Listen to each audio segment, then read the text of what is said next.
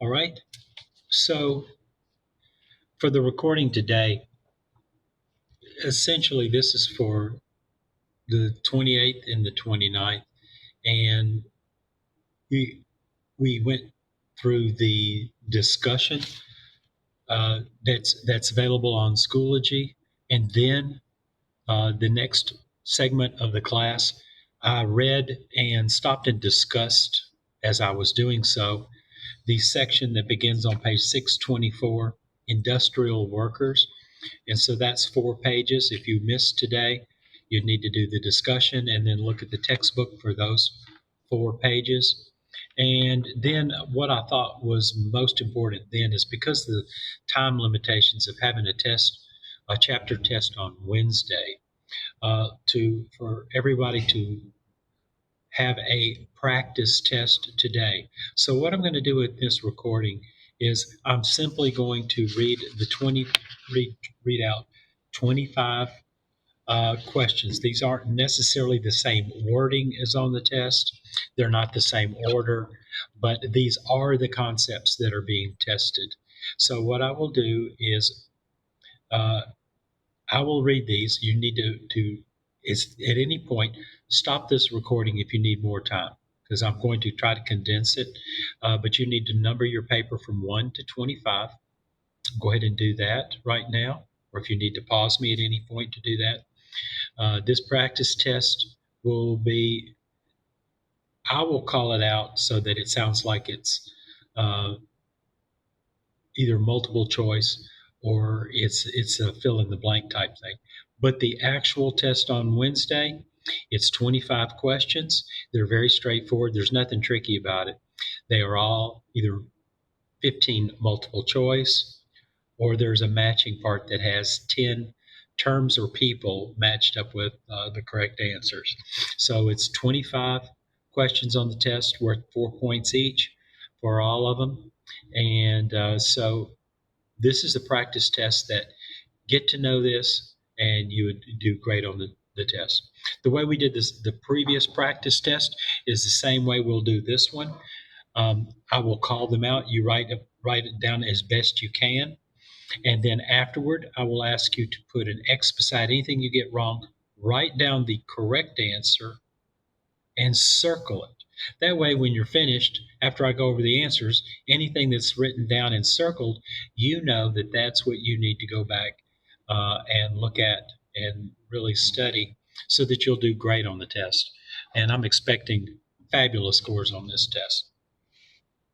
Okay, again, you might need to pause if you don't have enough time to write at any point, but here we go. Practice test question number 1. This made steel production quicker and easier and more plentiful. What did? What, and I'll give you a hint, what process made steel production quicker and cheaper and more plentiful? Write down your answer now. Number 2, the exclusive rights to make or sell inventions. What's that called? What is it that's the exclusive rights to make or sell inventions? 3, these are the people who own a corporation. They don't make day-to-day decisions. They aren't even employees necessarily, but they own a corporation. 4, how did jobs change during the second industrial revolution? I'm going to read four possible answers for you to choose from so you'll know what I'm talking about. So how did jobs change? A, machines replaced the jobs of many skilled employees.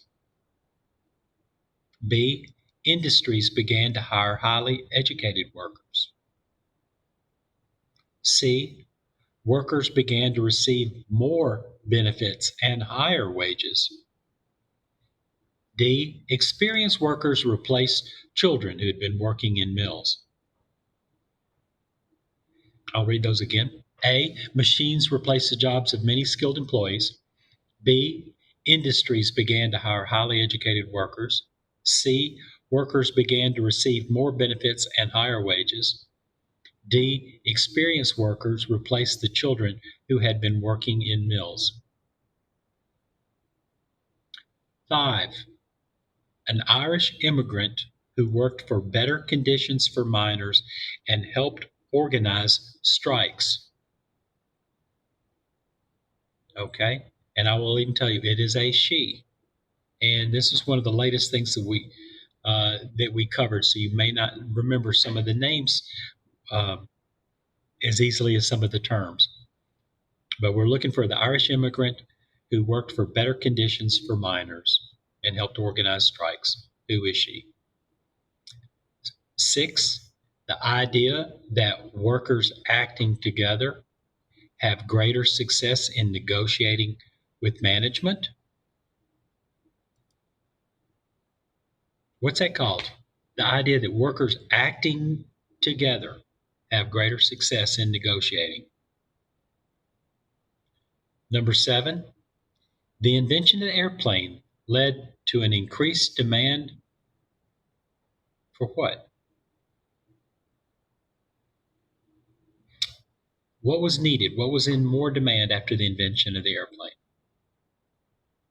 8, when railroads began being built across the United States, what's the major thing that happened because of that? When railroads began being built across the United States, what's the major result of that?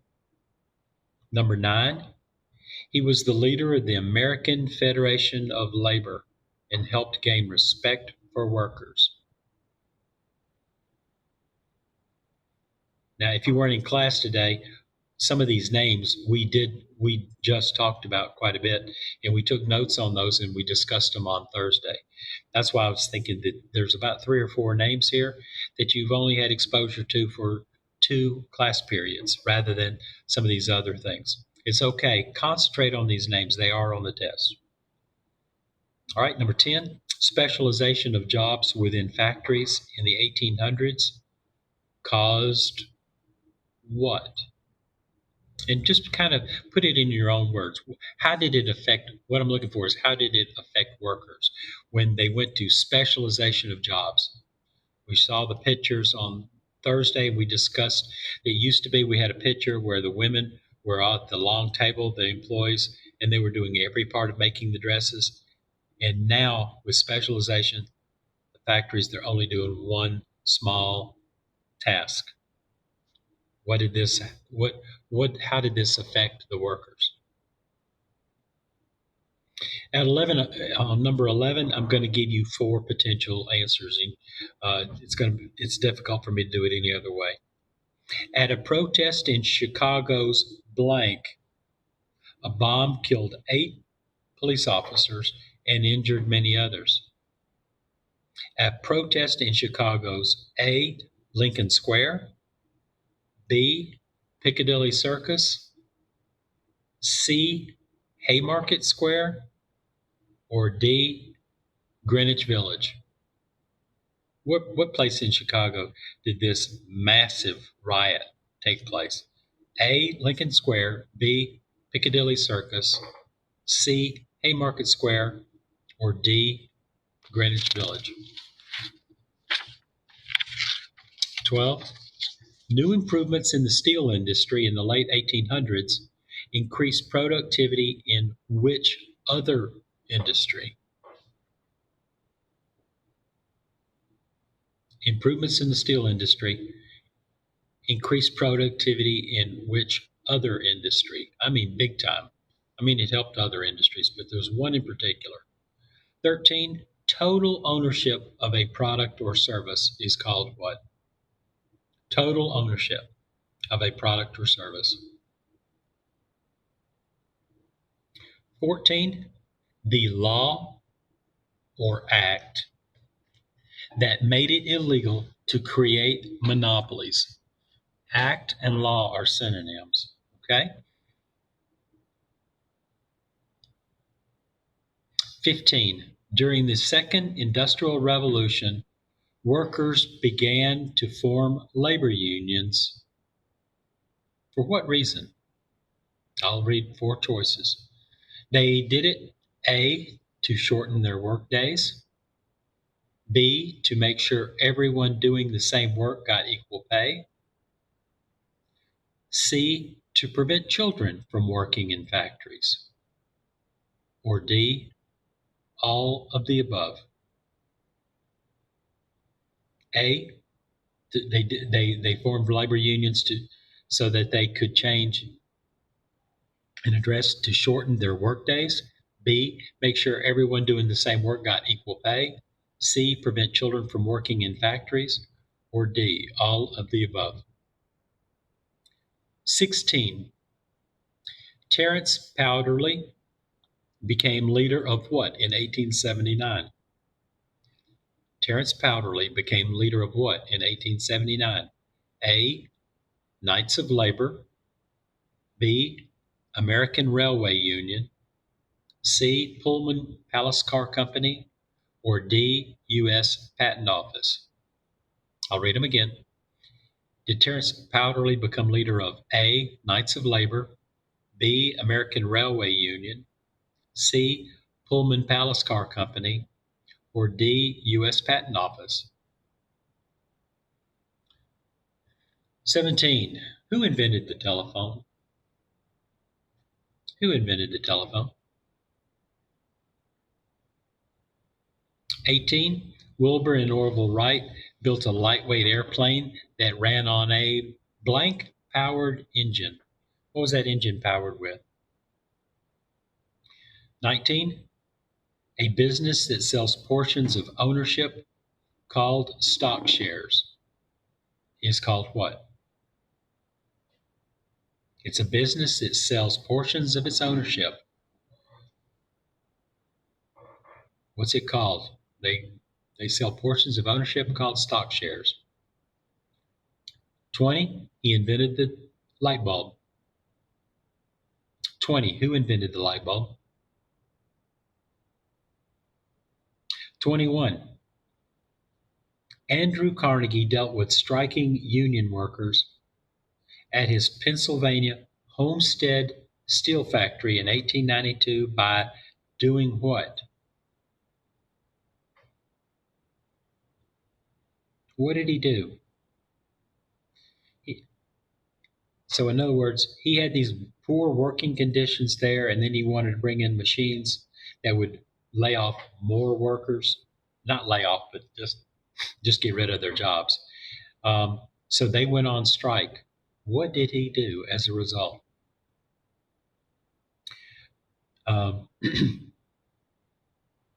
There's two videos in Schoology for today too that we watched in class, so that you can watch those, and it reinforces what he did. It's very clear what happened in those videos of that and the Haymarket riot. 22. What's the name for the period of rapid growth in U.S. manufacturing in the late 1800s? The name for a period of rapid growth in U.S. manufacturing in the late 1800s. 23. How is the telegraph different from the telephone? There's a number of differences, but there's one in particular that I stressed when we talked in class. 24. The Homestead Strike was a protest. I'm going to give you four choices here. The Homestead Strike was a protest, A, in Colorado for safer working conditions, B, in Chicago for an 8-hour workday, C, against the Pullman Palace Car Company, D, against the Carnegie Steel Company's plan to cut jobs. Okay, so the Homestead Strike is, what was it? Protest A, in Colorado for safer work conditions, B, in Chicago for an 8-hour workday, C, against the Pullman Palace Car Company's unsafe working conditions, or D, against the Carnegie Steel Company's plan to cut jobs. And 25, this is another one of those names that we've only gone over for 2 days, but you need to know it. So Here we go. For number 25, he encouraged managers to view workers as interchangeable parts for the production process, causing injuries to increase and conditions to worsen. So, in other words, this is the guy we talked about that wrote a book that really influenced the managers of companies.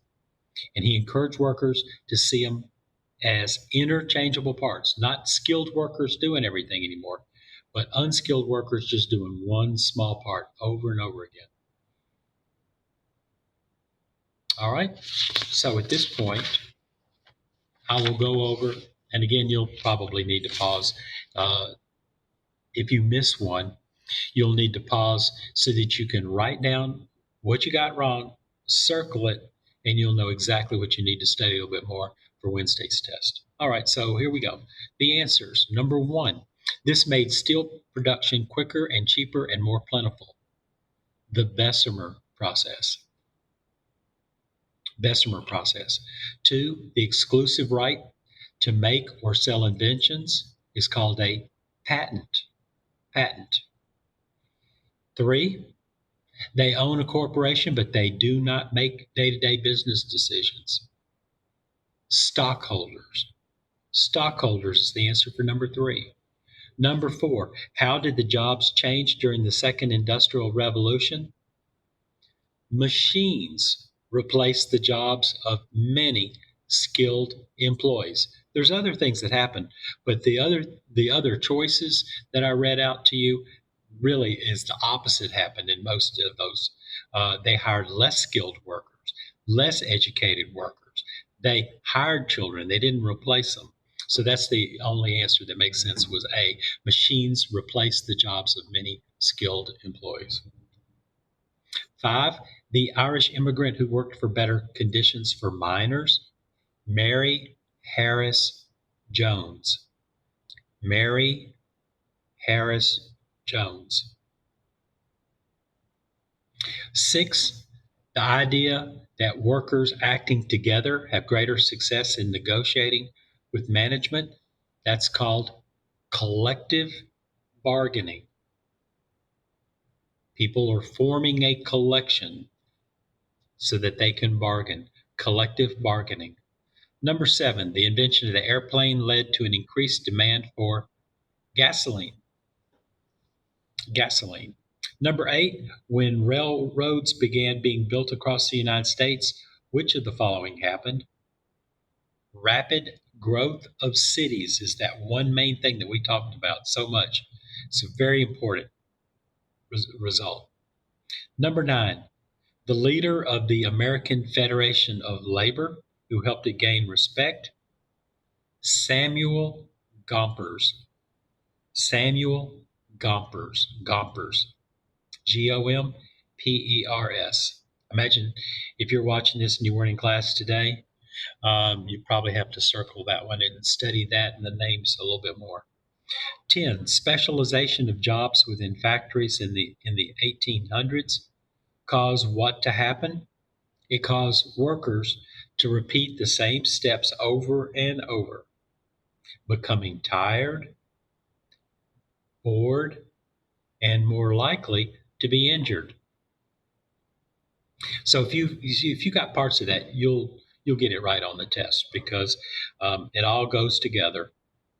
Repeating the steps over and over and becoming bored and more likely to be injured as a result. Okay, number 11, the protest happened in Chicago's Haymarket Square. It's called the Haymarket Riot. So number 11, Haymarket Square. Need to know that one for the test. And again, I'm not reading out the exact questions on the test with the exact wording, but it's hitting on the concepts you need to know. Number 12, new improvements in the steel industry increased productivity in which industry first? The railroad industry. Railroad industry. 13, total monopoly of a product or service. Monopoly. Monopoly. 14, the law that made it illegal to create monopolies. Sherman Antitrust Act. the Sherman Antitrust Act. Number 15, during the Second Industrial Revolution, workers began to form labor unions for what reason? A, shorten their workday. B, make sure everyone doing the same work got equal pay. C, prevent children from working in factories. Yes, all those, right? So the answer is D, all of the above. 16, Terence Powderly became leader of the Knights of Labor. He was their major leader there. Knights of Labor and Terence Powderly. Make sure you were able to connect those together.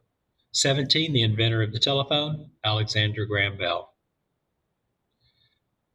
18, Wilbur Norval Wright built a lightweight airplane that ran on a gasoline-powered engine. The answer is gasoline.